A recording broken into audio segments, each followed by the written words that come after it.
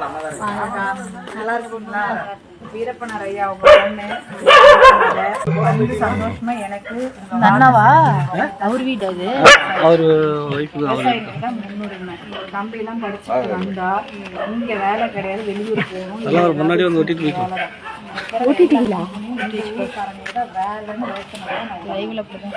நீங்க எனக்கு ஆமாம், இது பெற்றாக்கெல்லாம் எல்லாரும் பேசுவோம். மக்களுக்காக உயிரை கொடுத்து கவர்மெண்ட் போட்ட போராடி உங்களுக்கு எல்லாம் வாங்கி கொடுத்து நான் ரெடியா.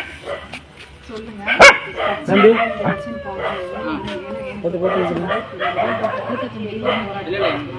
சப்போர்ட் பண்ணுங்க. நான் நினைக்கிறேன். சரிங்களா?